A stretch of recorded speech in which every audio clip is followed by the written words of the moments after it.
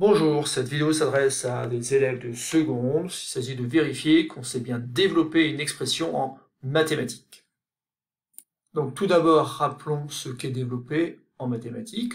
En fait, on va développer un produit en le transformant en une somme. Et pour cela, on aura besoin de deux petites propriétés. Donc la première propriété, si A, B et K désignent des nombres réels, alors K facteur de A plus B se réécrit K facteur de A, donc KA plus KB. Donc ça, c'est la première égalité qui va permettre de transformer un produit, puisqu'ici on a bien K multiplié par un nombre qui est le résultat de A plus B, et bien on va le transformer en une somme qui correspond à KA plus KB. Et enfin, la deuxième propriété, elle dit tout simplement que si on a quelque chose de la forme A plus B, facteur de C plus D, alors ça, on peut le réécrire sous la forme d'une somme qui est en fait A fois C plus A fois D plus B fois C et enfin plus B fois D.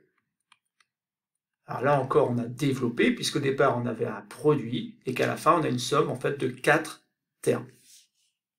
Donc voyons maintenant rapidement, à travers deux petits exemples, comment on s'y prend. C'est tout simple. Donc on a une expression qu'on peut noter grand A, par exemple, qui est égale à 4 facteurs de 2x moins 3. Donc je rappelle que derrière x se cache un nombre qu'on ne connaît pas forcément. Et donc il faut essayer de trouver une autre expression de 4 facteurs de 2x moins 3, mais qui s'écrirait sous la forme d'une somme. Et bien on va prendre tout simplement 4 qu'on va multiplier par 2x. Donc 4 fois 2x. Et ensuite, on va reprendre 4 et on va multiplier, attention, ici par moins 3. Parce qu'en fait, ici, on a quelque chose de la forme A plus B, mais avec B qui vaut moins 3. Donc A plus B, mais ici, attention, B est une quantité négative égale à moins 3. Donc ça fait plus 4 fois moins 3. Donc ensuite, on réduit, et donc ça fait 8x plus moins 12. Autrement dit, quelque chose qu'on peut écrire tout simplement 8x moins 12. Et arrivé ici, bien sûr, on ne peut pas aller plus loin, parce qu'on ne peut pas regrouper ce terme x avec le nombre moins 12.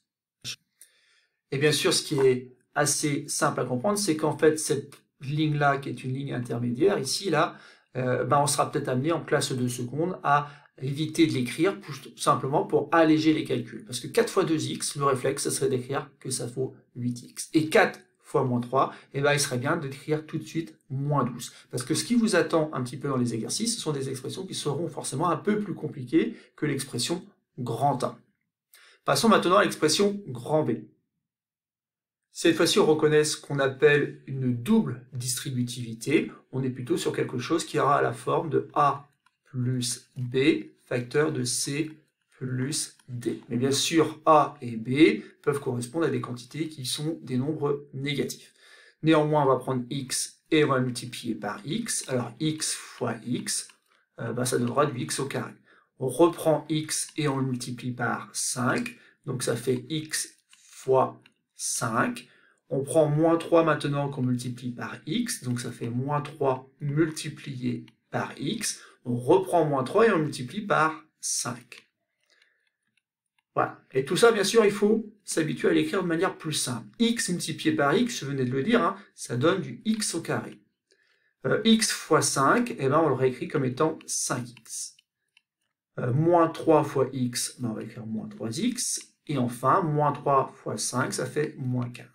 On a presque terminé parce que si on regarde bien, en fait, on a ces deux termes-là en x qu'on peut regrouper afin d'obtenir une expression un peu plus simple qui s'écrira donc x au carré plus 2x moins 15.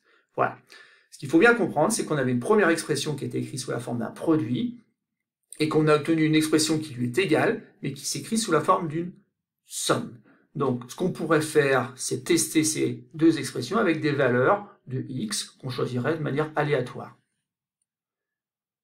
Choisissons par exemple x égale 4. Bon, dans l'expression de départ, b, ça devient 4 moins 3 facteur de 4 plus 5. Et là, je vous mets en garde tout de suite, il est Interdiction ici, bien sûr, de développer, puisqu'en fait, ici, on va calculer à l'intérieur des parenthèses, on n'est pas dans le même cas de figure, puisqu'ici, en fait, x, maintenant, on le connaît, c'est 4. Et 4 moins 3, c'est tout simple, ça fait 1. 1 multiplié par 9, et ben, ça donne bien 9. Autrement dit, l'expression grand B, elle vaut 9 lorsque x vaut 4. Vérifions maintenant que dans l'expression qu'on a trouvée ici, lorsque x vaut 4, est-ce qu'on a bien 9 à l'arrivée? Donc, je remplace x par 4, donc ça fait 4 au carré, plus 2 fois 4 moins 15. 4 au carré, ça fait 16, 2 fois 4, 8, moins 15. Tout ça, ça fait 24 moins 15, qui donne 9.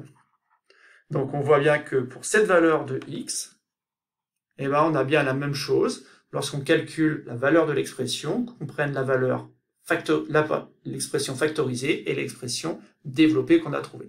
Bon, en soi, ce n'est pas une vérification dans le sens où on est certain de ne pas commettre une erreur. On peut avoir aussi une petite coïncidence qui fait qu'en fait, on trouve le même résultat.